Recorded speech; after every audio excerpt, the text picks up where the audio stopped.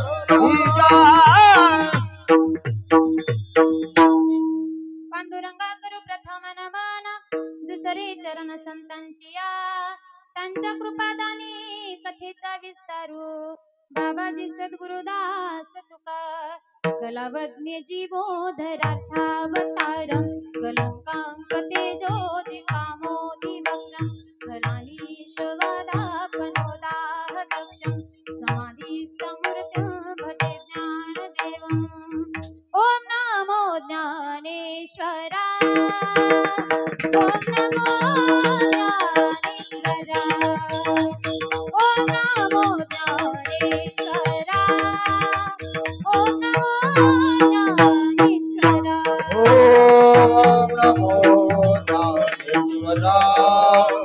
ओम नमो ज्ञानेश्वराय ओम नमो ज्ञानेश्वराय ओम नमो ज्ञानेश्वराय ओम नमो ज्ञानेश्वराय ॐ नमो ज्ञानेश्वराय ॐ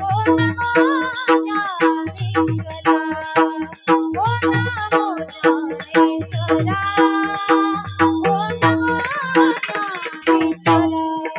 ॐ नमो ज्ञानेश्वराय ॐ नमो ज्ञानेश्वराय ओम नमो ज्ञानेश्वराय ओम नमो ज्ञानेश्वराय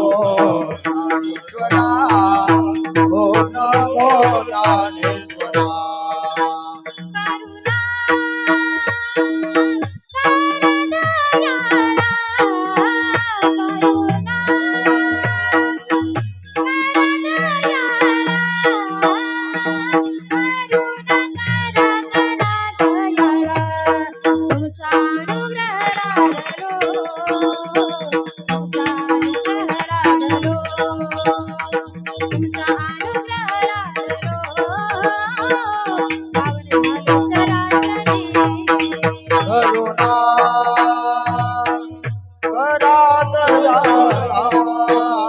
करुणा करा दयाळा करुणा करा दयाळा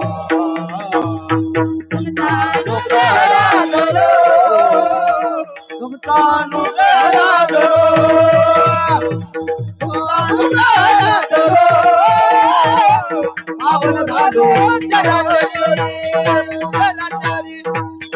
जलाचारी ओम नमो ज्ञानेश्वराय करुणा करा दयाळा तुमचा अनुग्रह लाधलो पावन झालो चराचरी नागेंद्र हराय त्रिलोचनाय भस्मांगरागाय महेश्वराय नित्याय शुद्धाय दिगंबराय तस्मै नकराय नमः शिवाय मनोज मारुतुल्य वेगं जितेन्द्रिया बुद्धिमता वरिष्ठं वातात्मजं वानरायुद्धमुख्यं श्रीरामदूतं शरणं प्रपद्ये हे दुःखभंजन मारुती नंदन हे दुःखभंजन मारुती नंदन सुन लो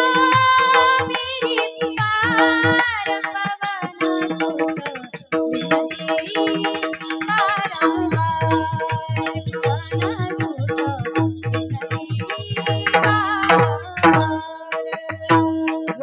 दुःख भंजन मारुती नंदन हे दुःख भंजन मारुती नंदन सुनलो मेरी पुकार पवन सुत विनती बारंबार पवन सुत विनती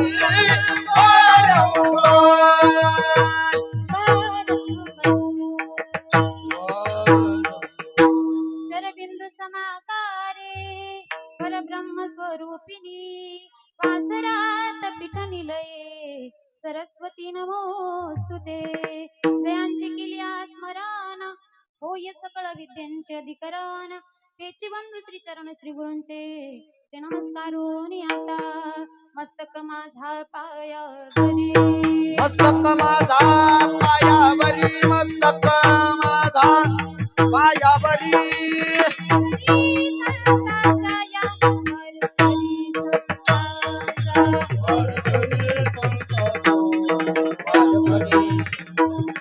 हो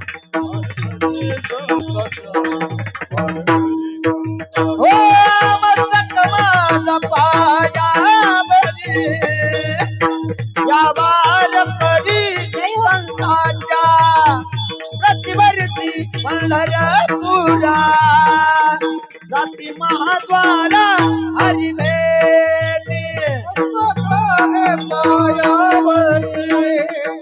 या बार करी संताच्या प्रतिवर्षी पंढरपुरा जाती महाद्वारा हरी भेटी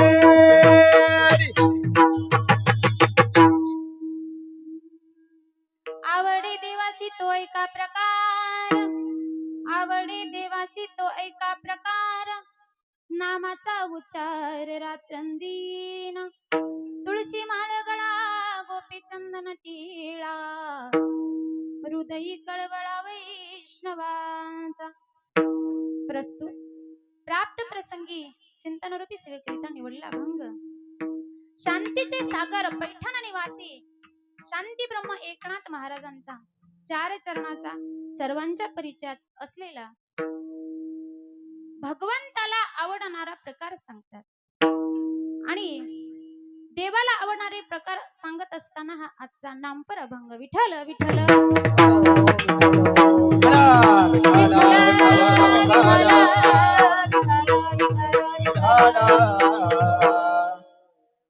अभंगामध्ये नाथ बाबा तुम्हा आम्हाला सांगतात भगवंताला काय आवडतं. आवडे देवासी तो ऐका प्रकार, माझ्या पांडुरंग परमात्म्याला काय आवडतं हो, काय आवडतं?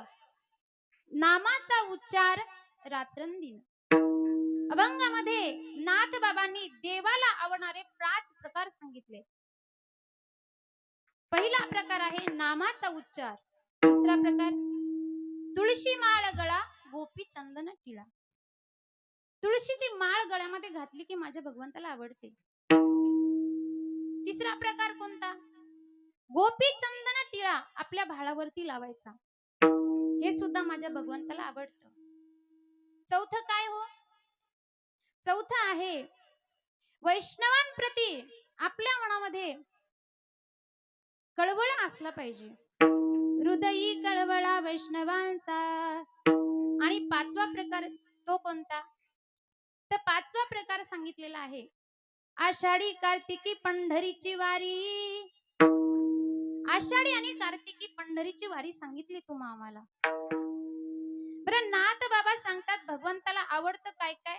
5 प्रकार. मग काही नास्तिक लोक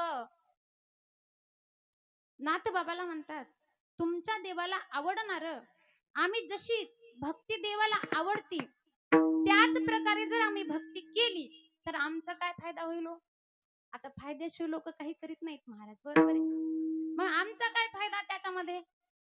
तेव्हा नाथ बाबा शेवटच्या चरणात सांगतात माईबाप काय म्हणतात, एका जनार्दनी ऐसा ज्याचा नेम. नाथ बाबा म्हणतात माझ्या देवाला जशी आवडते त्या प्रकारे जर भक्ती केली तर तो व्यक्ती काय होईल? तो देवा परम पूज्य जगी. या जगामध्ये देवाला तो व्यक्ती परम म्हणजे पूज्य आहे. जसं देवाला लोक पूजतात ना तसं तो व्यक्ती या जगामध्ये पूजनीय होईल, असा अभंगाचा भावार्थ. विठ्ठल विठ्ठल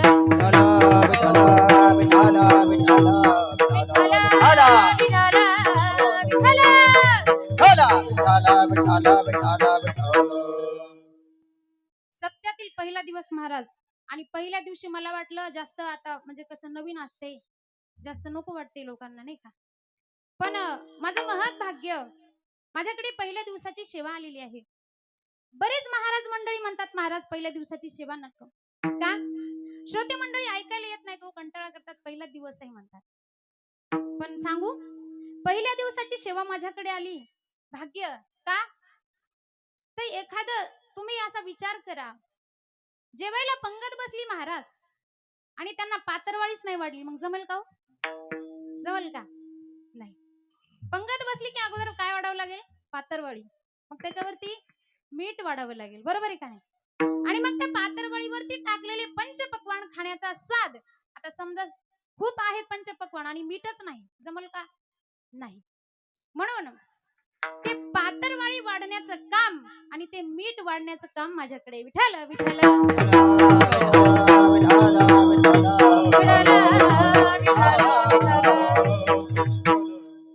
आज पातरवाळी वाढली म्हणजे पहिला दिवस भगवंताचं नाम सांगायचं असतं, भगवंताच्या नामाचा महिमा सांगायचा असतो, म्हणजेच पातरवाळी टाकण्याचं काम.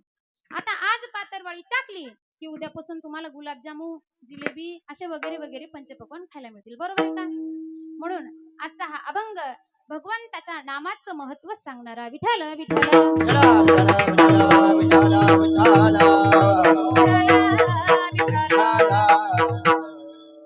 अभंग नाथबाबांचा आहे. नाथबाबा कोण हो? ज्या संतांचा आपण अभंग निवडला त्या संतांचा अधिकार जर आपल्याला नाही कळला तर अभंगाचा अर्थ कसा कळेल महाराज? बरोबर आहे का नाही? नाही तर आजकाल सांगतील कोणी पण, सांगणारा व्यक्ती अधिकारी असायला पाहिजे, तेव्हा लोक ऐकतात.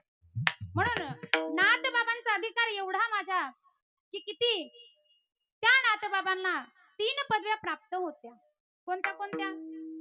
जे श्रीमंतही होते, शांतही होते आणि संतही होते, असे शांती ब्रह्म नाथबाबा.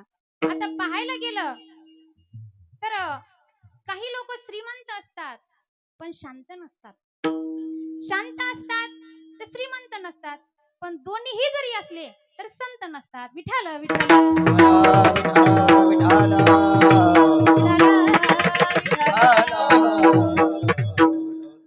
असे शांती ब्रह्म एकनाथ महाराज माझे नाथ बाबा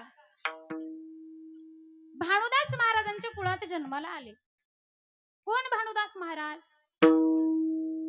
एका राजाने त्याच्या सत्तेच्या बळावरती माझ्या भगवान परमात्म्याला त्याच्या राज्यामध्ये नेलं, पण माझ्या भानुदास महाराजांनी भक्तीच्या बळावरती पांडुरंग परमात्म्याला परत आपल्या गावामध्ये आणलं. विठ्ठल विठ्ठल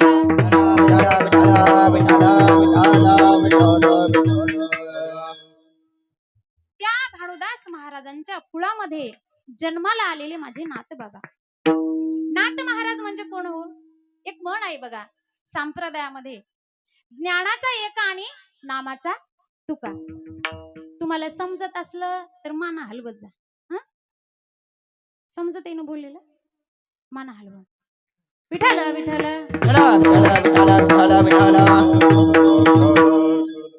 नाथ बाबा म्हणजेच ज्ञानदेव महाराजांचा अवतार. जे ज्ञानेश्वर महाराजांनी तुम्हा आम्हाला ज्ञानेश्वरी कळावी असा ज्ञानेश्वरी ग्रंथ लिहून ठेवला. त्या ज्ञानेश्वर महाराजांनी नाथ बाबांच्या स्वप्नामध्ये त्यांना दृष्टांत दिला. नाथा, मी ज्या ठिकाणी समाधी घेतली त्या ठिकाणी अजान वृक्षाचं मुळी माझ्या कंठाला लागते आणि तू ये आणि ती मुळी काय कर, बाजूला कर. नाथ बाबांना सांगितल्याबरोबर नाथ बाबांनी गावातील सगळ्या लोकांना सांगितलं, भजनी मंडळ घेतलं आणि भजन करत करत कुठं आले? ज्ञानेश्वर महाराजांच्या समाधीजवळ आले आणि समाधीजवळ येऊन कंठाला लागलेली मुळी बाजूला केली आणि ज्ञानेश्वर महाराजांसमोर जे अमृतानुभव म्हणजे ज्ञानेश्वरी ग्रंथ तुमच्या माझ्यासाठी लिहून ठेवला होता ज्ञानेश्वर महाराजांनी, ते तुमच्या माझ्यापर्यंत पोहोचण्याचं काम म्हणजे नाथबाबांनी केले. विठ्ठल विठ्ठल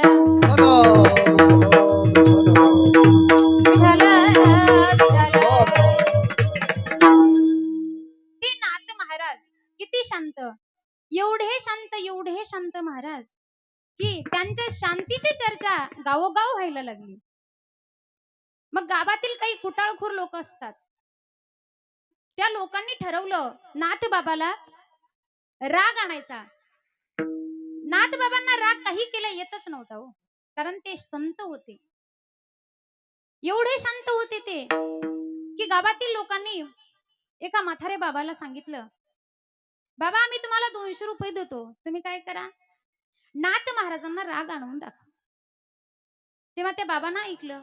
आता तेव्हाच्या काळी 200 रुपये म्हटल्यावर लई झाले महाराज, बरोबर आहे का? आताच्या काळी 200 रुपये लेकराच्या बी हातात असतात, पण तेव्हाच्या काळी 200 रुपये म्हटले की खूप. तेव्हा त्या बाबांनी सांगितलं काय हरकत नाही, मी नाथ बाबांना राग आणून दाखवेन. तेव्हा नाथ बाबा देवपूजा करत होते. तेव्हा ते म्हातारे बाबा घरात आले. घरात आले कसे आले माहिती का?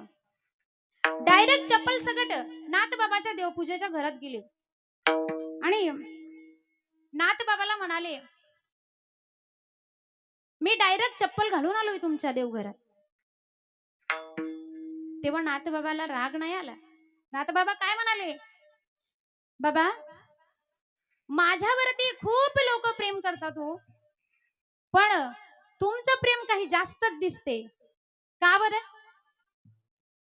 कारण तुम्हाला चप्पल काढायला सुद्धा वेळ नाही. तुम्हाला वाटलं चप्पल काढून मी वेळ वाया का घालू, एवढा सुद्धा तुम्हाला विलंब सहन झाला नाही. तुम्ही चप्पल सगट घरात आले. विठ्ठल विठ्ठल विठ्ठल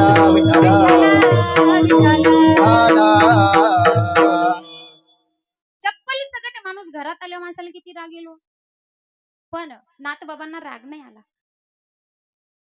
परत त्या म्हातारे बाबांना नाथ बाबांनी जेवायला केलं. एवढी श्रीमंती होती नाथ बाबांच्या घरी की रोज पंचपक्वान. मग जेवायला वाढलं आणि नाथ बाबांची पत्नी गिरजा माता वाढत असताना आता त्या बाबांचा बेतच काय होता की नाथ बाबांना काय करायचंय, राग आणायचा कसंही पण. मग त्या म्हातारे बाबांनी काय केलं, गिरजा माता काय करत होती, जेवायला वाढत होती. अशी जेवायला वाकून वाढत असताना ते म्हातारे बाबा जवळ आले आणि गिरजा आईच्या पाठीवरती बसले. आता मला सांगा, परपुरुष आपल्या घरामध्ये येऊन आपल्या स्त्रीच्या पाठीवरती बसल्यावर किती राग यायला पाहिजे आपल्या माणसांना. पण नाथबाबांना राग नाही आला. नाथबाबा काय म्हणाले, गिरिजा अगं तुझ्या पाठीवरती बाळ बसले बघ आणि त्याला आवर बरं, पडू देऊ नको. ती पत्नी कोणाची होती महाराज? आपल्यासारखी नव्हती. ती पत्नी नाथबाबांची होती. तेव्हा गिरजा आई साहेबांनी सुद्धा सांगितलं, तुम्ही काळजी करू नका, मला लेकरं सांभाळणं चांगलंच जमतं. विठ्ठल विठ्ठल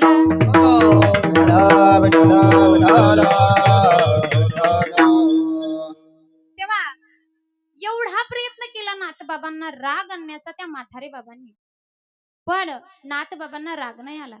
एवढं सगळं कृत्य पाहून तो म्हातारे बाबा नाथबाबाच्या चरणावरती लोटांगण घालू लागले आणि म्हणाले, मला माफ करा, मी गावातील लोकांचं ऐकून काय केलंय, तुम्हाला राग आणण्यासाठी, लोभामध्ये तुमच्या घरामध्ये येऊन तुम्हाला राग आणण्यासाठी हे कृत्य केले, त्यासाठी मला क्षमा करा.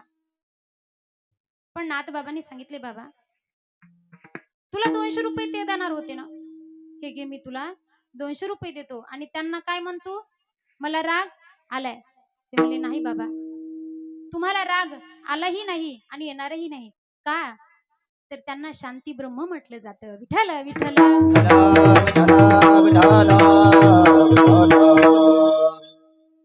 मग शांत एवढे होते ते शांत माझे नाथ बाबा. परत त्यांनी प्रयत्न केला की एकनाथ महाराज गंगेवरती स्नान करायला गेले. स्नान करत असताना एका यवनाला सांगितलं, काय सांगितलं, की तू त्यांच्या अंगावरती थुंकायचं. एक वेळेस नाही, दोन वेळेस नाही, 108 वेळेस यवन अंगावर थुंकल्या. यवन अंगावरी तुंकला, यवन अंगावरी तुंकला, यवन अंगावरी तुंकला, यवन अंगावरी तुंकला, यवन अंगावरी तुंकला, यवन अंगावरी तुंकला, यवन अंगावरी तुंकला, यवन अंगावरी तुंकला. रथाच्या देवाने मुक्त केला, रथाच्या देवाने मुक्त केला, व्रताच्या देवाने मुक्त केला. यवन अंगावरी तुंकला, यवन अंगावरी तुंकला.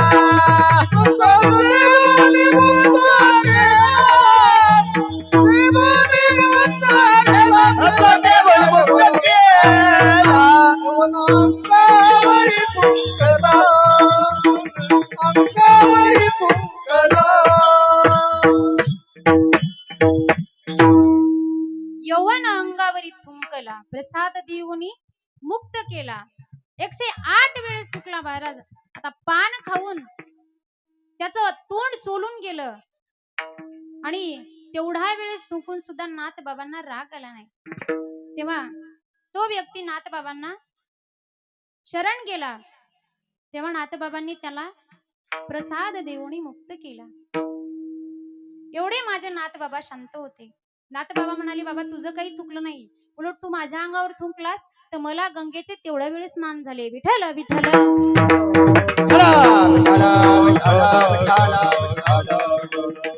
एवढे शांत नाथबाबा. श्रीमंती पाहू त्यांच्या पण. किती श्रीमंत होते माझे नाथबाबा. त्यांची श्रीमंती ऐकून काही चोरांनी चोरी करण्याचा विचार केला. 4 जण चोर आले आणि एवढी श्रीमंती की पूर्ण धन बांधून गाठोडे बांधले. त्यांनी गाठोडे बांधले आणि एकमेकांना उचलून दिले आणि भिंतीच्या पलीकडे गेले. आता 3 जण गेले पण चौथा माघारी राहिला. आता चौथ्याने भिंतीच्या पलीकडच्या माणसांना सांगितलं, बाबा आता तुम्ही तर गेले आणि तुम्हाला मी उचलून दिलं, आता मला गाठोडं कोण उचलून देणार? अशी ही चर्चा करत असताना त्याच्या जवळ नाथबाबा येऊन थांबले. नाथबाबा म्हणाले, तू कशाला काळजी करतो, मी आहे ना. कोण म्हणालं? लक्षात आलं ना? नाथ महाराज म्हणाले. आता नाथ महाराज ज्यांच्या घरी चोरी करायला चोर आले होते, आता मला सांगा आपल्या घरी चोर आला तर आपण तसं करील का हो? काय करील? आधी झाडू कुठे ते पाहतील, चप्पल कुठे ते पाहतील, हे का नाही? पण ते नाथ बाबा होते. नाथ महाराज म्हणाले, तू काळजी कशाला करतो, मी आहे ना उचलून द्यायला. म्हणजे एवढे श्रीमंत नाथ बाबा होते. मनाची श्रीमंती तर होतीच पण धनाची सुद्धा होती. त्या चोरांनी एवढं धन बांधलं की एकमेकांना गाठोडे उचलून द्यावा लागत होते. त्या चौथ्या चोराला माझ्या नाथ महाराजांनी गाठोडं उचलून दिलं. एवढे श्रीमंत. विठ्ठल विठ्ठल.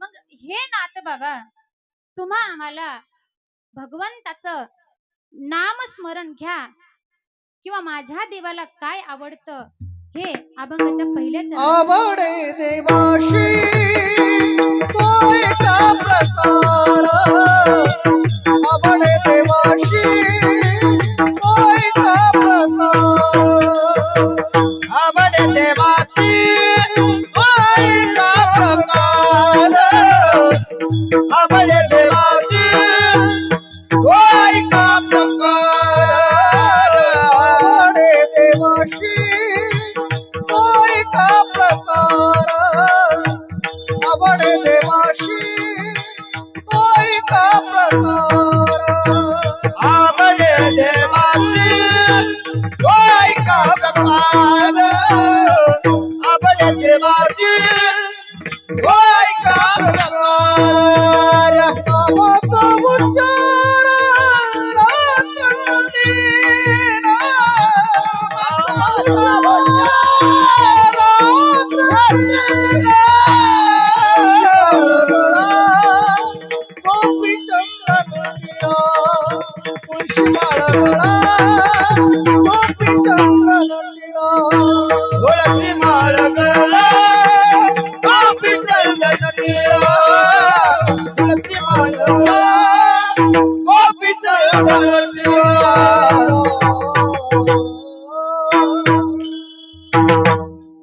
टाळ्या वाजवा. महाराज सांगतात पहिल्या चरणामध्ये काय सांगतात? आवडे देवासी तो एका प्रकार. माझ्या भगवंताला काय आवडतं? नामाचा उच्चार रात्रंदिन. नामस्मरण केलेलं माझ्या भगवंताला आवडतं. जे नाम आपण घ्यायचंय ते नाम आलं कुठून हो? आता आपण रामकृष्ण हरी या भजनापासून सुरुवात करतो आणि शेवट सुद्धा तुकाराम, म्हणजे राम नामानच सुरुवातही होते आणि शेवटही होतो. पण सुरुवातीला हे नाम नव्हतं महाराज. अगोदर कोणतं नामस्मरण होतं? अगोदर वेगळा मंत्र होता. तो म्हणजे ओम नमः शिवाय, ओम नमः शिवाय, हर हर भोले नमः शिवाय. नमः शिवाय ओम नमः शिवाय हर हर भोले नमः शिवाय. नमः शिवाय, ओम नमः शिवाय, हर हर भोले नमः शिवाय. नमः शिवाय ओम नमः शिवाय हर हर भोले नमः शिवाय. गंगाधराय शिव गंगाधराय, हर हर भोले नमः शिवाय. गंगाधराय शिव गंगाधराय हर हर भोले नमः शिवाय. जटाधराय शिव जटाधराय, हर हर भोले नमः शिवाय. गंगाधराय शिव गंगाधराय हर हर भोले नमः शिवाय.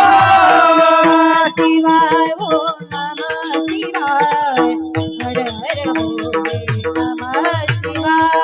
नमः शिवाय ओम नमः शिवाय हर हर भोले नमः शिवाय. नमः शिवाय, ओम नमः शिवाय, हर हर भोले नमः शिवाय. नमः शिवाय ओम नमः शिवाय हर हर भोले नमः शिवाय. शिवाय, ओम नमः शिवाय, हर हर भोले नमः शिवाय. नमः शिवाय ओम नमः शिवाय हर हर भोले नमः शिवाय.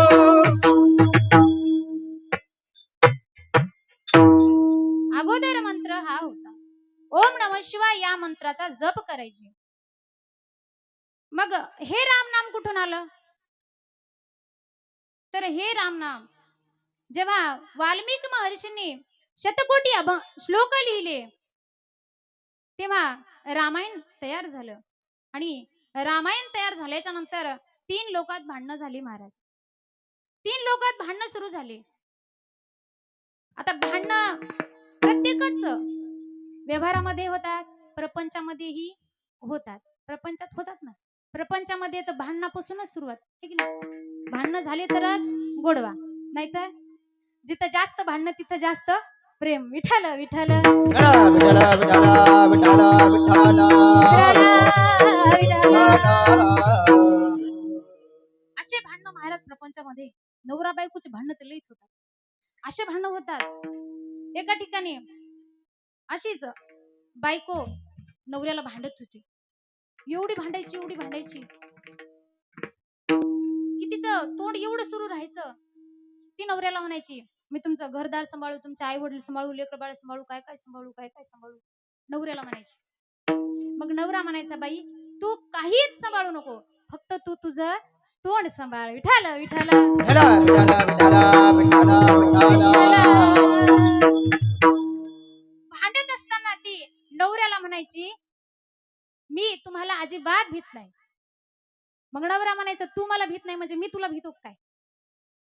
आता नवरा बायकोत भांडण चालू राहतात. बायको म्हणाली, तुम्ही मला भीता. नवरा म्हणाला, मी अजिबात भीत नाही. बायको म्हणाली, तुम्ही मला भीता. नवरा म्हणाला, नाही भीत मी तुला. ती म्हणाली, मी सिद्ध करू शकते. नवरा म्हणला, कस काय सिद्ध करते? आता दाखव सिद्ध करू. तिने सांगितलं, जेव्हा तुम्ही मला पाहायला आले तेव्हा 2-3 मित्रमंडळ घेऊन आले. जेव्हा तुम्ही सोयरीक करायला आले तेव्हा भावकी घेऊन आले. आणि जेव्हा तुम्ही साखरपुडा करायला आले 2-3 जिबात आणल्याच. बरोबर आहे का? आणि मला कायमचे घेऊन यायचं होतं गावाकडे तुमच्या, तेव्हा अख्खं गावच्या गाव घेऊन आले. विठ्ठल विठ्ठल विठ्ठला विठ्ठला विठ्ठला. मग नवरा म्हणाला, मग काय झालं? बायको म्हणाली, तुम्ही जेवढा वेळेस आले तेवढ्या वेळेस कोणी ना कोणी सोबत घेऊन आले. याचा अर्थ काय? तुम्ही मला भीता. याचा अर्थ काय होते? तुम्ही मला भीता सिद्ध झाले बाबा लवकर हसले. विठाला विठाला विठ्ठला विठ्ठला विठ्ठला विठ्ठला विठ्ठला विठ्ठला ती काय म्हणाली, तुम्ही मला भीता सिद्ध झालं का नाही? आता माझं सांगू का, मी एकदाच आले. किती वेळ आले महिला मंडळ? एकदाच आले. आणि 1 अन् 2 दिवसासाठी आली का? नाही. किती दिवसासाठी आली? 7 जन्माची गाठ बांधून आली. आली का नाही? पण आली तर आली, कोणाला घेऊन आली का हो? ती म्हणाली, मी अख्खं जीवन तुमच्या सोबत राहण्यासाठी आले, पण एकटी वागीन आली का नाही? आली का नाही? मग कोण कोणाला भीते हो? विठाला विठाला विठ्ठला विठ्ठला विठ्ठला विठ्ठला विठ्ठला विठ्ठला विठ्ठला प्रपंचामध्ये भांडणं, व्यवहारामध्ये भांडणं, भांडणं कुठेही असतात. मग तसेच भांडणं 3 लोकांमध्ये झाले. एकाग्र चित्तानं जर ऐकलं तर तुमच्या लक्षात येईल. बरोबर आहे का नाही? श्रवण करणं सुद्धा एक भक्ती आहे महाराज. श्रवण करणं सुद्धा भक्ती आहे. नाहीतर असं असतं, कीर्तनामध्ये आपण बसलेलो असतो, शरीर कीर्तनामध्ये आणि मन घरी. मन कुठे असतं? महिला मंडळींचं लय असतं, बाई कुलूप लावलं का नाही बघू दे, लागलंय मात ओढलंच नाही बघू दे, ठीक नाही? म्हणजे आपण कीर्तनामध्ये आणि मन घरी. तसं जमत नाही. श्रवण भक्ती ही श्रेष्ठ आहे. आपण कीर्तनामध्ये आलोत ना, या धर्म मंडपामध्ये आल्याच्या नंतर एकाग्र चित्तानं जर कीर्तन ऐकलं तर माणसाच्या जीवनाचं सार्थक होतं. एक उदाहरण सांगते मी तुम्हाला. एका कलाकाराने 2 मूर्ती बनवल्या होत्या. एक मूर्ती 500ची होती आणि एक मूर्ती 5000ची होती. लक्ष देऊन ऐका. एक मूर्ती 500ची आणि एक मूर्ती 5000ची. का बरं? एक व्यक्ती आला आणि त्या व्यक्तीने विचारलं, असं का? तर त्यांनी सांगितलं, हे तुम्हाला ओळखायचे. काय? एक मूर्ती 500ची आणि दुसरी 5000ची का? तर एक असेच महाराज आले आणि महाराजांनी सांगितलं, महाराज मी ओळखू का? त्यांनी सांगितलं, ओळखा. तर त्यांना सांगितलं की मला एक सुतळी द्या तुम्ही. सुतळी. मग त्यांना सुतळी दिली आणि सुतळी दिल्याच्या नंतर त्या महाराजांनी काय केलं, महाराज ती सुतळी त्या मूर्तीच्या कानामध्ये घातली. कोणत्या? एका मूर्तीच्या कानामध्ये घातली आणि कानात घातल्याच्या नंतर ह्या कानात घातली तर त्या कानातून बाहेर आली. म्हणा की एका मूर्तीच्या कानातून सुतळी घातली, दुसरीकून बाहेर आली. तर त्या महाराजांनी सांगितलं, बाबा ही मूर्ती कितीची आहे? 500ची आहे. आता दुसऱ्या मूर्तीच्या कानामध्ये सुतळी घातली, पण दुसऱ्या मूर्तीच्या कानाच्या बाहेर सुतळी नाही आली. ती कुठे गेली? ती मूर्ती त्या मूर्तीच्या कानातून जी सुतळी घातली ती सुतळी कानातून बरोबर त्याच्या पोटामध्ये गेली. मग त्यांनी सांगितलं, ही मूर्ती कितीची? ही मूर्ती 5000ची. का हो? सांगायचंय फक्त मला एवढंच, तुम्ही कीर्तनात येऊन सुद्धा तुमचं लक्ष जर कीर्तनामध्ये नसेल तर तुमचा काही फायदा नाही. त्यामुळे एकाग्र चित्ताने कीर्तन श्रवण करायचं. 7चा पहिला दिवस आहे, तसं काही नाही, ठीक नाही? मग कीर्तनात बसल्याच्या नंतर काय करायचं? हाताने टाळी आणि मुखाने नाम घ्यायचं. घेसाल ना? विठाला विठाला विठ्ठला विठाला विठाला विठाला. आपल्याला फक्त हाताने टाळी आणि मुखाने नाम घ्यायचं असतं. आपली कीर्तन अशी. पण नामदेव महाराजांच्या कीर्तनामध्ये महाराज देवाने एवढं नाचावं. नामदेव कीर्तन करी पुढे देवनाचे पांडुरंग, कीर्तन करी पुढे देवनाचे पांडुरंग, नामदेव कीर्तन करी पुढे देवनाचे पांडुरंग, धनी म्हणे दान देवा बोला भंग, धनी म्हणे दान देवा बोला भंग, धनी म्हणे दान देवा बोला भंग,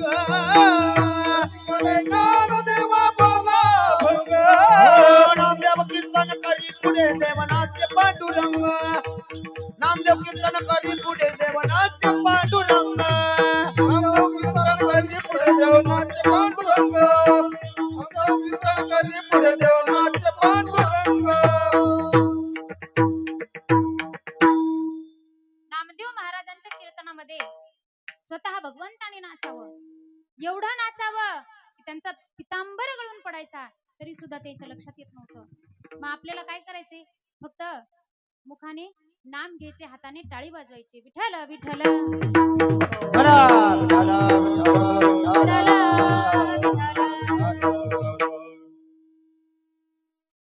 तीन लोकांमध्ये भांडणं सुरू झाली. कोण कोणते? एक मानव, एक देव आणि तिसरे सर्प. या तिघांमध्ये जोरदार भांडणं चालू झाली. का? तिघही म्हणत होते रामायण आमचा आहे, रामायण आमचा आहे. देव म्हणायचे की भगवंताने मानव शरीर जरी धारण केलं असेल तर ते देव आहेत, म्हणून रामायण आमचा आहे. पण मानव म्हणायचे देव देव जरी असला तरी त्यांनी शरीर मानवाचं घेतले, म्हणून रामायण आमचा आहे.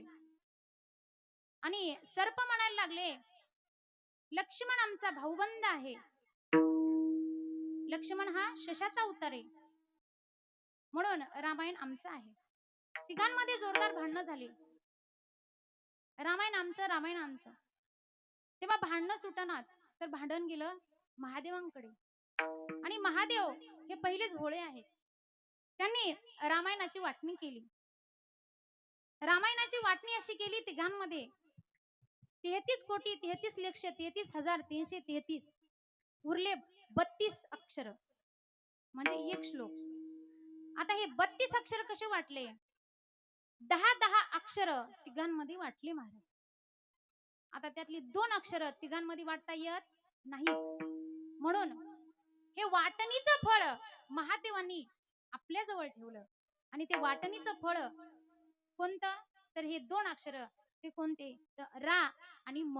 हे राम नाम तेव्हापासून सुरू झालं. विठ्ठल विठ्ठल विठ्ठला, विठ्ठला, विठ्ठला, विठ्ठला, विठ्ठला,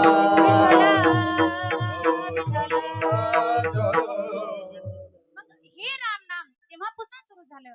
आणि ते राम नाम तुम्हा आम्हाला नामस्मरण करायचे. भगवंताचं नाम किती मोठं आहे हो. नाम हे मंगलात मंगल आहे, पवित्रात पवित्र आहे. आणि भगवंताच्या नामाची सुरुवात नामापासूनच केली जाते. नामस्मरण करणं का? तर नामस्मरण केल्याच्या नंतर काय होतं? नामसंकीर्तन साधन पै सोपे, जळतील पापे जन्मांतरीचे. तुम्हा आम्हाला काय करायचे? तर आपले पाप जर जाळायचे असतील तर भगवंताचं नामस्मरण करावं लागेल. सकळ मंगळ निधी श्री विठ्ठलाचे नाम आधी. अगोदर आपल्याला भगवंताचं नामस्मरण करायचे.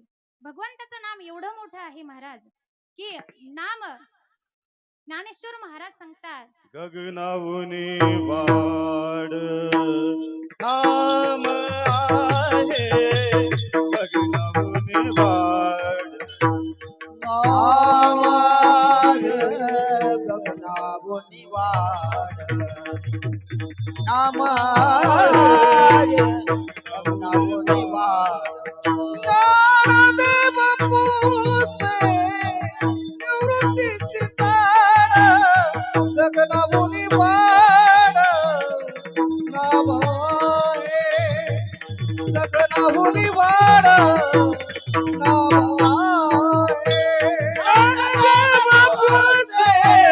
निवृत्तीसी झाड, गगनावनी वाड नाम आहे, गगनावनी वाड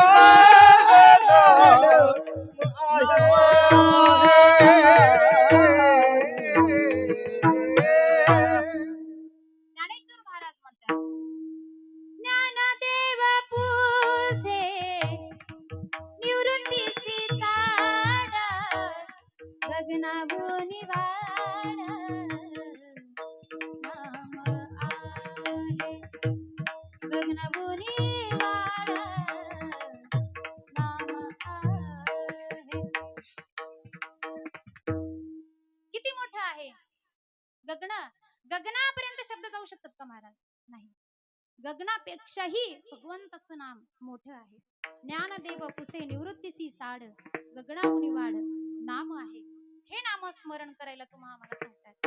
नाथ महाराज म्हणतात आपण जीवन जगत असताना आपल्याला रिकामा वेळ भेटत नाही, मग आपण कधी नामस्मरण करावं?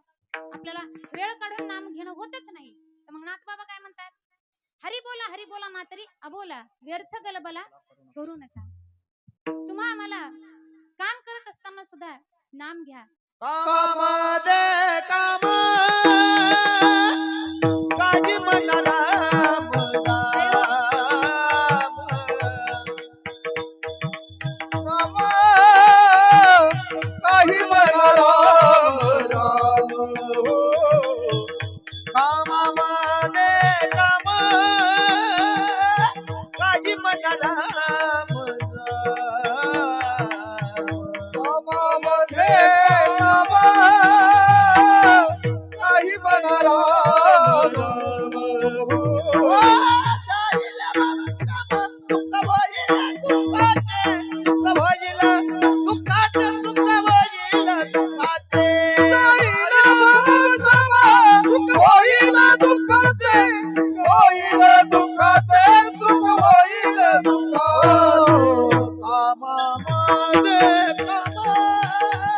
जय हो. काजी मन राम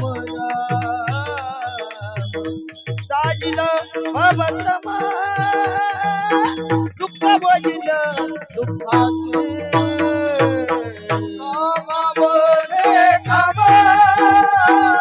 काही बरा राम राम साजिलं भवश्रम दुःख होईल दुःखाचे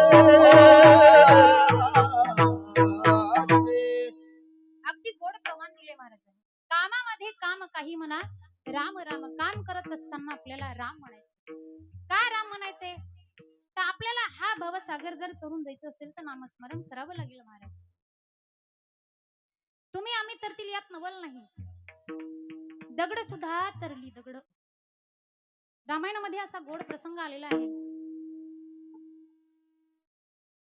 की जेव्हा राम प्रभूला सीता मातेकडे जायचं होतं, त्यांना सेतुबंधनाचं काम करायचं होतं. आणि सेतुबंधनाचं काम करत असताना पाण्यावरती दगड तरली अशी चर्चा लंकेमध्ये पसरली. लंकेमध्ये राक्षसांना सगळ्यांना असं वाटू लागलं की दगड हे पूर्ण रामाच्या अधीन आहेत आणि राम प्रभूंनी जर दगडाचा वर्षाव केला तर लंकेतील राक्षस सगळे काय होतील? मरण पावतील. त्यामुळे आपलं युद्ध करत असताना आपली हार ही नक्की होणार आहे असं राक्षसांना वाटत होतं. म्हणजे राक्षसांच्या मनामध्ये भीती निर्माण झाली. तेव्हा ही राक्षसांची भीती बघत असताना रावणाला वाटलं राक्षस जर असे हरू लागले तर आपलं युद्ध होणारच नाही. विठ्ठल विठ्ठल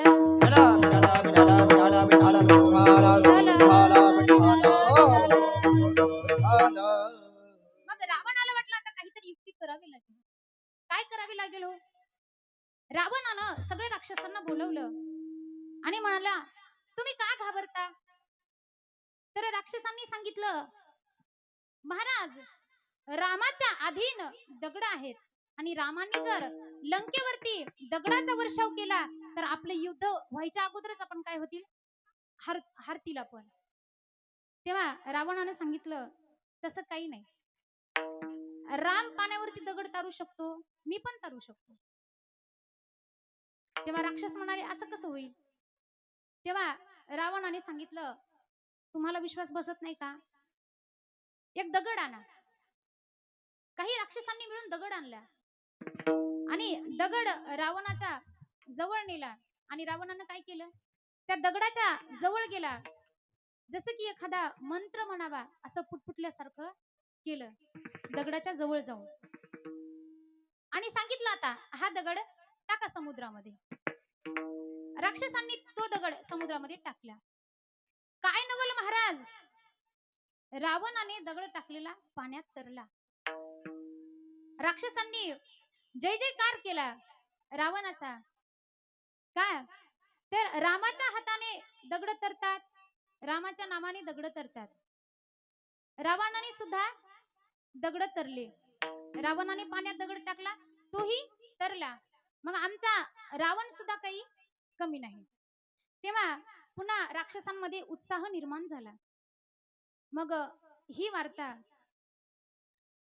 मंदोदरीच्या कानावरती गेली. मग आता शयन कक्षामध्ये रावण गेल्याच्या नंतर मंदोदरी रावणाला विचारू लागली, असंच असं महिलांचं मालक काही गुह्य असेल जोपर्यंत तुम्ही सांगत नाही तोपर्यंत जेवण सुद्धा करू देत नाही. विठ्ठल विठ्ठल विठ्ठल विठ्ठल.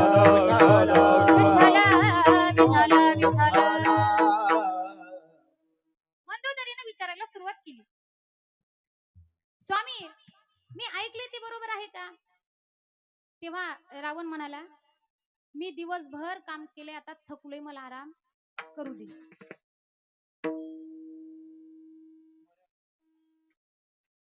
रावणाने सांगितलं, मी दिवसभर काम केले आणि मी थकलोय, बॉक्स सुद्धा थकलं वाटायला. विठ्ठल विठ्ठल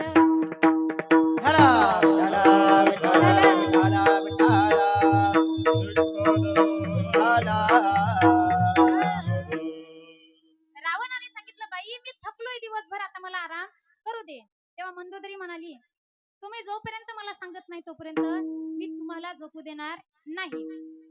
आता आपल्याकडे 3 हट्ट सांगितले, एक बालहट्ट, एक राजहट्ट आणि एक स्त्री हट्ट. बरोबर आहे? 3 हट्ट आहेत आणि हे तिन्ही हट्ट पूर्ण करावे लागतात. त्यामुळं रावणाने सांगितलं, फक्त तुला सांग, कोणाला सांगू नको. तेव्हा मंदोदरी म्हणाली, मला माहितीये तुमचं कारस्थान, आपल्या आपल्या मालकाचं कारस्थान आपल्याला माहित असते. विठ्ठल विठ्ठल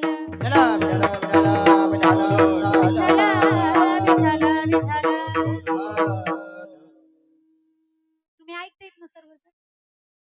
झोपल्या का काय? झोपल्या ना? तेव्हा मंदोदरी म्हणाली, तुमचं काय कारस्थान आहे मला सांगा.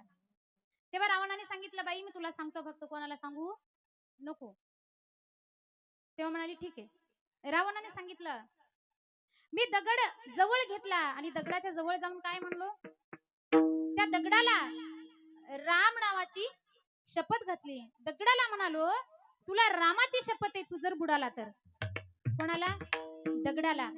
एवढी राम नामामध्ये ताकद आहे महाराज, दगड तरतात, तुम्ही आम्ही का नाही तरणार हो?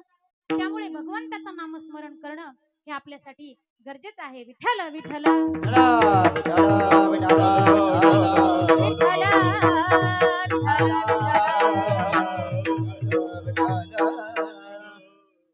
म्हणून नाथ बाबा तुम्हाला सांगतात, भगवंताला पहिलं काय आवडतं, नामाचा उच्चार रात्रंदिन, आणि दुसरं काय आवडतं, अभंगाच्या दुसऱ्या चरणात तुळसी माळ गळा गोपी चंदन टिळा, तुळसी माळ गळा गोपी चंदन टिळा, तुळसी माळ गळा गोपी चंदन टिळा, तुळसी माळ गळा गोपी चंदन टिळा, तुळसी माळ गळा गोपी चंदन टिळा, तुळसी माळ गळा गोपी चंदन टिळा, तुळसी माळ गळा गोपी चंदन टिळा, तुळसी माळ गळा गोपी चंदन टिळा, हृदय कळवळा,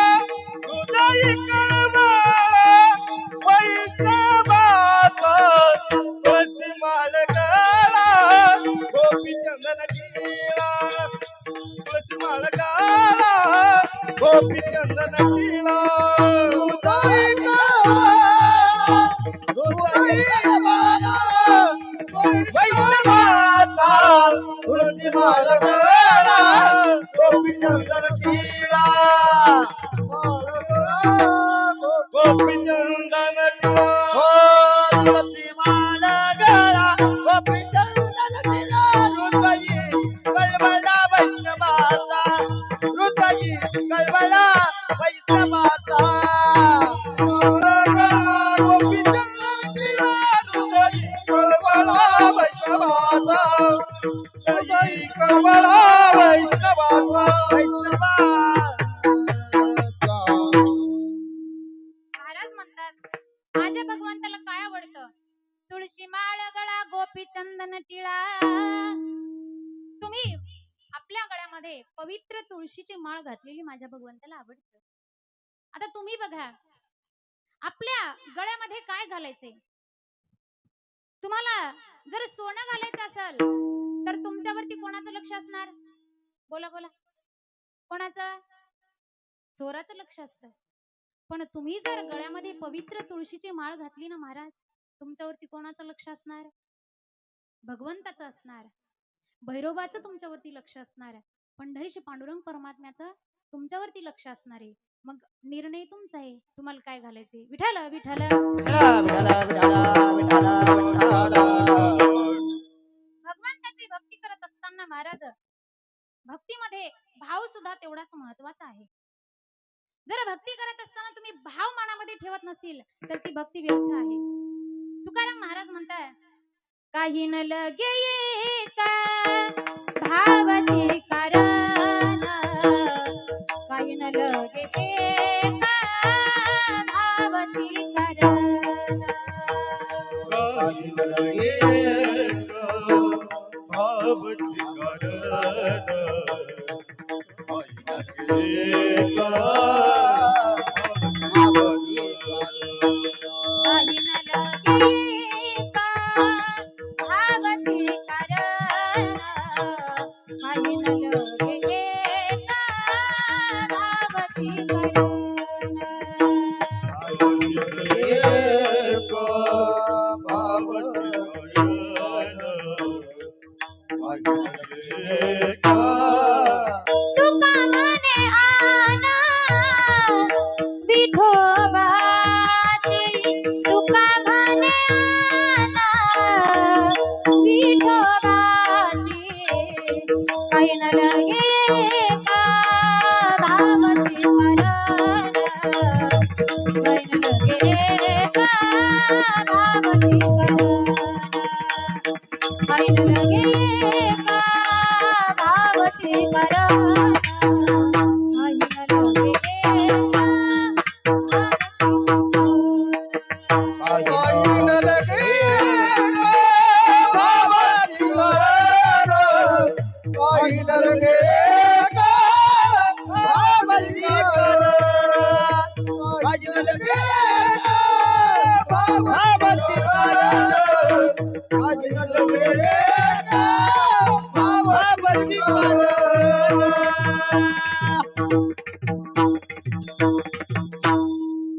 काही न लगे एक भावाची कारण, तुका म्हणे आन विठोबाची. भगवंताची भक्ती करत असताना जीवनामध्ये, भक्तीमध्ये भाव अत्यंत महत्वाचा आहे. मग आपण भगवंताच्या गळ्यामध्ये पवित्र तुळशीची माळ घालतो आणि दुसरं भाळावरती गोपी चंदनाचा टिळा लावायचा. गोपी चंदनाचा टिळा लावल्यावरती काय होतं महाराज? तर तुमचा माझा फायदा आहे. काय फायदा सांगितलाय? तर एका गृहस्थाला महाराजांनी सांगितलं की बाबा तू काय करत जाय, तुळशीची माळ घालीत जाय आणि गोपीचंदनाचा टिळा लावत जाय, देवपूजा करत जाय. पण तो गृहस्थ महाराजांना म्हणाला, महाराज देवाच्या सगळ्या गोष्टी सोडून दुसरं तुम्ही काहीही सांगा, मी काहीही ऐकतो, पण तुळशीची माळ घालणं होत नाही, चंदनाचा टिळा लावणं सुद्धा होत नाही, भक्ती करणं आपल्याच्यानं होतच नाही. विठ्ठल विठ्ठल विठ्ठला विठ्ठला विठ्ठल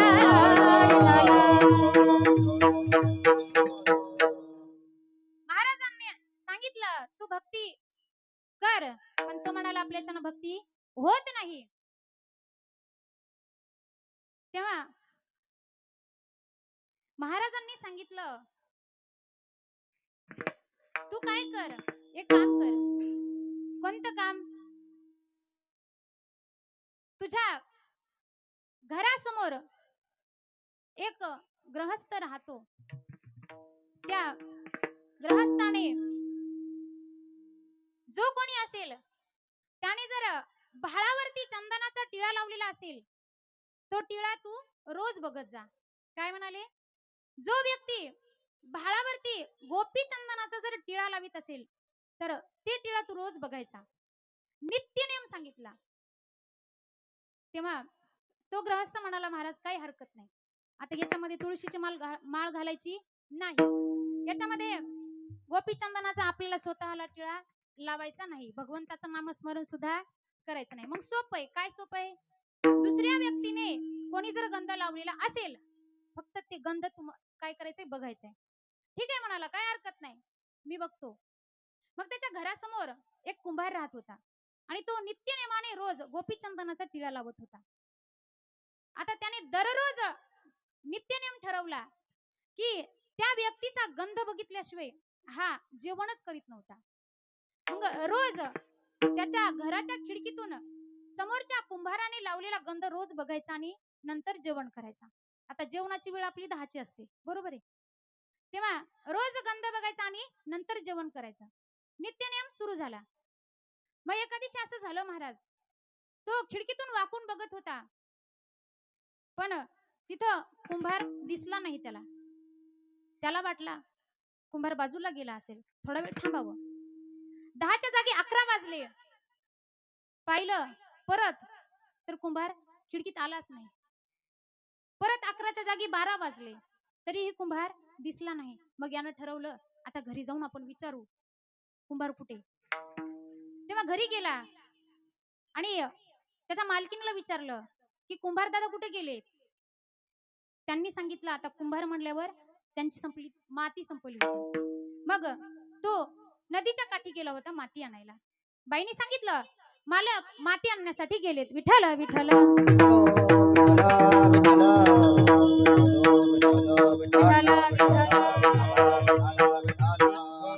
बाईने सांगितलं, मालक माती आणायला गेलेत. आता रोजचा नियम आपला 10चा जेवण करायचा. आता 10च्या जागी 12 वाजले. हा गेला. आता नित्यनेम होता गंध पाहायचा आणि एका झाडाच्या आडवं जाऊन पाहत होता त्याचा गंध. पण कुंभार माती काय करत होता, उकरत होता आणि उकरत असताना त्याने खूप मोठा खड्डा केला.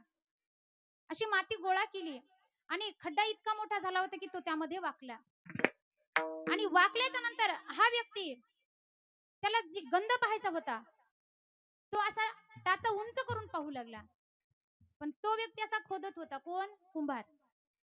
कधी असा वाकला की गंध दिसल त्याला वाटायचं, पण तो वाकलेला असल्या कारणाने त्याचा गंध दिसला नाही. पण झालं असं की खड्डा करत असताना त्या खड्ड्यामध्ये त्याला एक भांड लागलं. कशाचं? हंडा. हंडा, धनाचा हंडा. त्या कुंभाराला खोदत असताना धनाचा हंडा सापडला. मग त्याने काय केलं, तो हंडा असा हळूच उचलला आणि खड्ड्याच्या वरती ठेवला. आता जो व्यक्ती गंध पाहत होता त्या व्यक्तीला बाकीचं घेणं देणं नव्हतं. त्याला काय पाहायचं होतं, फक्त गंध पाहायचा होता. मग हंडा वरती ठेवत असताना तो व्यक्ती असा वर आला आणि त्याचा गंध त्या व्यक्तीला दिसला. कोणाला? जो व्यक्ती पाहत होता तो. आता मला सांगा, आपण लई वेळ बस स्टँडवर थांबलो, एसटीच आली नाही, कंटाळून खूप वेळाने एसटी आली, मग आपण काय म्हणतील? आली आली आली म्हणतील का नाही? तर कंटाळून गेलेला असल्याच्या नंतर आपण काय म्हणतो? आता खूप वेळ झाला आपण पाहिला, आता एसटी आली, आता आपण आली आली म्हणतो ना. तसं त्या व्यक्तीला सुद्धा कंटाळून दिवसभर त्याला भूक लागली, गंध पाहायचा नियम होता, त्यामुळे त्यानं गंध पाहिल्याशिवाय जेवण केलं नाही. म्हणून तो वैतागून त्याला काही वेळाच्या नंतर गंध दिसला आणि तो व्यक्ती काय म्हणाला? दिसला दिसला. काय म्हणाला? तुम्हाला दिसलं का? दिसला दिसला असं म्हणाला. दिसला दिसला म्हणाल्याच्या नंतर जो कुंभार होता त्या कुंभाराला वाटलं, आपण जे हंडा काढलाय, काय जो हंडा आपण काढलाय तो हंडा याला दिसला असं कुंभाराला वाटलं. आणि त्या व्यक्तीला काय दिसलं होतं? गंध. त्याला बाकीचं काही घेणं देणं नव्हतं. विठ्ठल विठ्ठल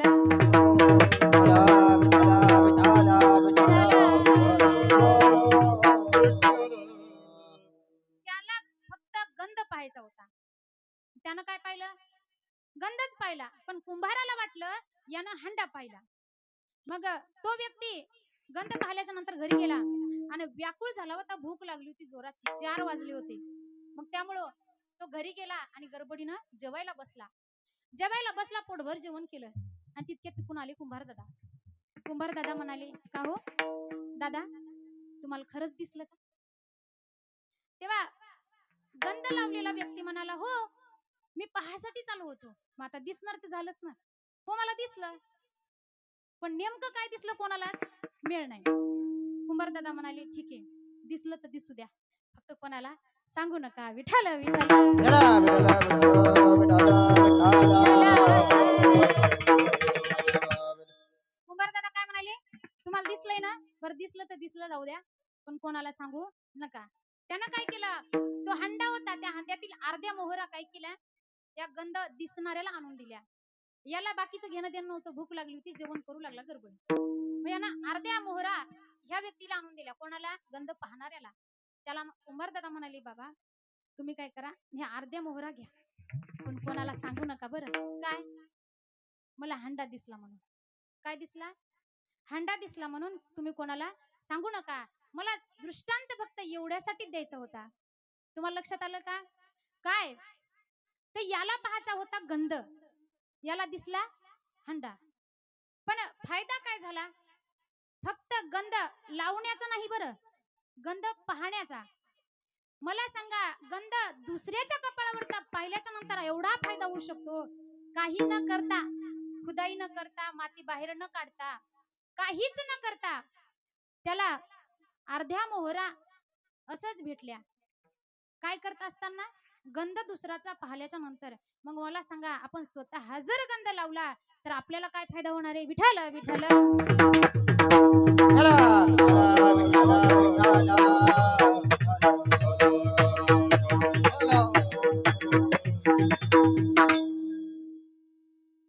तुमच्या लक्षात आलंय ना?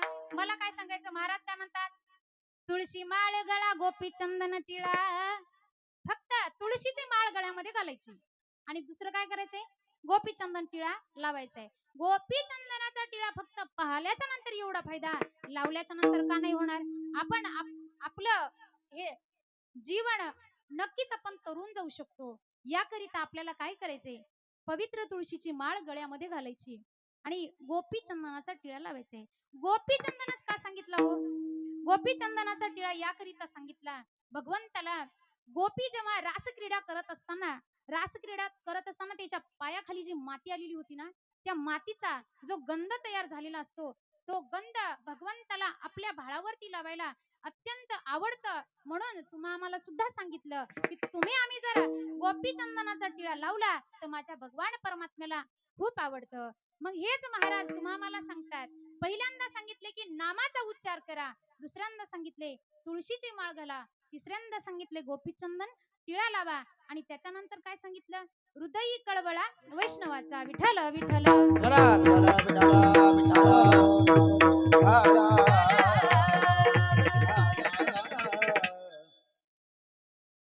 वारकरी संप्रदायाच्या नियमाप्रमाणे एकदा गोड भजन घेऊया. हात वरी करा. आपण भैरोबाच्या दारामध्ये आहोत.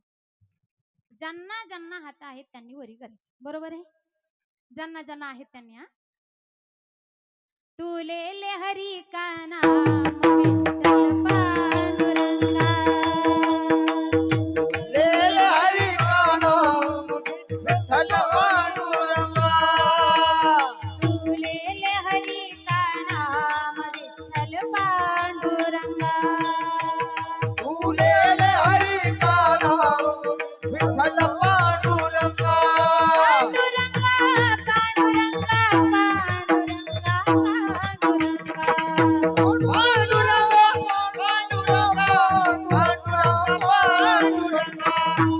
पांडुरंगा पांडुरंगा पांडुरंगा पांडुरंगा पांडुरंगा पांडुरंगा पांडुरंगा,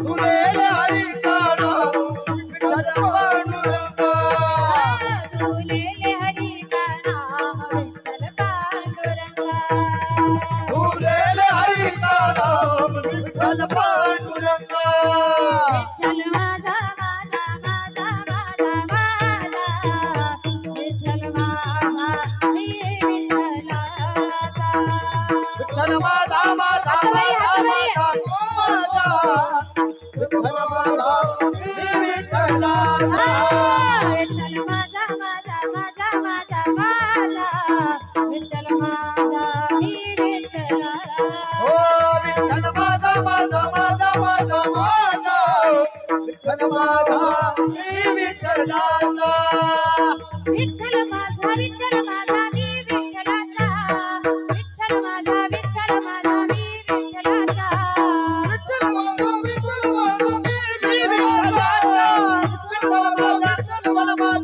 विठ्ठलाचा माझा माझा माझा माझा माझा विठ्ठल माझा मी विठ्ठलाचा विठ्ठल माझा माझा माझा माझा माझा विठ्ठल माझा मी विठ्ठलाचा विठ्ठल माझा माझा माझा माझा माझा विठ्ठल माझा मी विठ्ठलाचा विठ्ठल माझा माझा माझा माझा माझा विठ्ठल माझा मी विठ्ठलाचा हो हो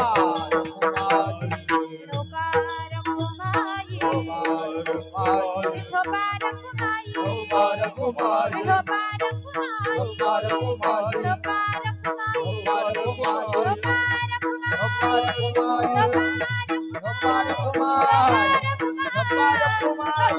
हो बाळकुमारी लोकार कुमाई हो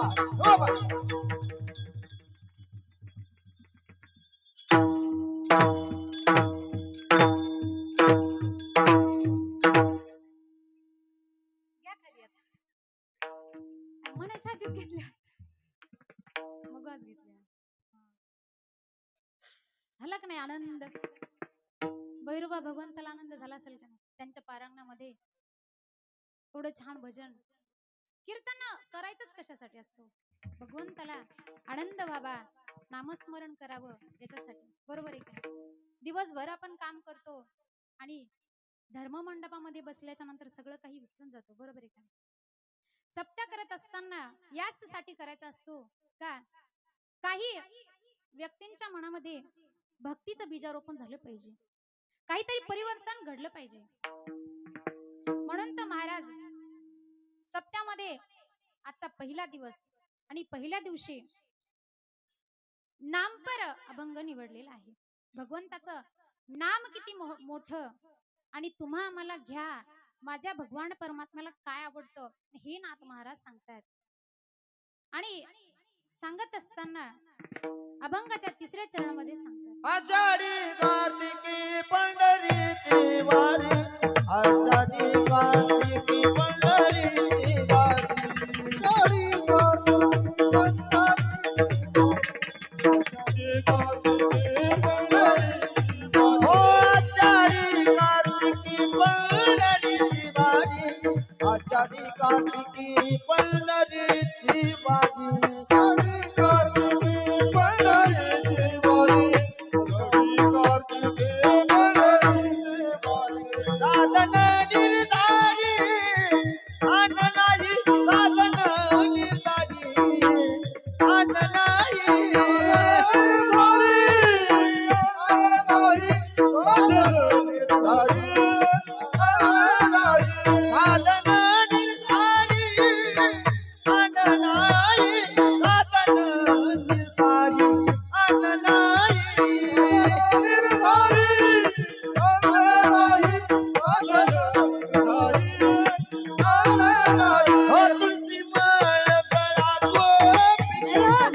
तुळशी माळ गळा गोपी चंदन तिला तुळशी माळ गळा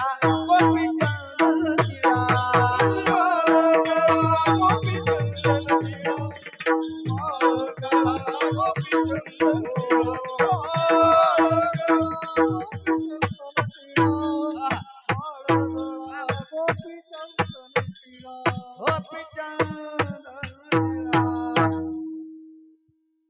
आषाढी कार्तिकी पंढरीची वारी तुम्हा मला महाराज सांगतात आपल्याला प्रत्येक वारी करणं होत नाही त्यामुळे वर्षात 2 वाऱ्या सांगितल्या कोणत्या आषाढी आणि कार्तिकी वारी तुम्हा मला सांगितली भक्तीचं साधन आपण या नरदेहामध्ये जन्माला आल्याच्या नंतर पंढरपूरला एकदा तरी जायला हवं.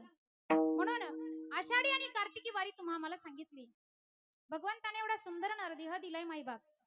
देवी दिला देह भजना गोमटा, तो या फाटा झाला बाधिकेचा. भगवंताने एवढा सुंदर नरदेह दिलाय फक्त भगवंताचं भजन करण्यासाठी. आणि हा भाव सिंधू आपल्याला तरुण जायचे, जन्म मरण चुकवायचे यासाठी. म्हणून महाराज आषाढी आणि कार्तिकी वारी तुम्हा आम्हाला करायला सांगतात. आणि आषाढी कार्तिकी वारी याच्यानंतर पलीकडे सांगतात की साधन निर्धारी आन नाही. याच्या पलीकडे दुसरं साधन नाही मायबाप. म्हणून तुळशीचे पवित्र माळ गळ्यामध्ये घाला, गोपीचंदन टिळा लावा आणि हृदयामध्ये भक्ताविषयी कळवळा ठेवा. जो कोणी भगवंताचा भक्त असेल त्या भक्ताचा हृदयामध्ये जर कळवळा असेल ना तर भगवंताला फार आवडतं. देवाला एक परीस देवाची भक्ती केलेली नाही चालणार, पण संतांची भक्ती केलेली चालते.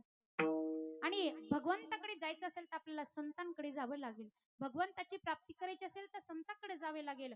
आणि संतांकडे गेल्यावर भगवंत प्राप्त होतो आणि भगवंताकडे गेल्याच्या नंतर संतांची भेट होते. विठ्ठल विठ्ठल विठ्ठल विठ्ठल विठ्ठल विठ्ठल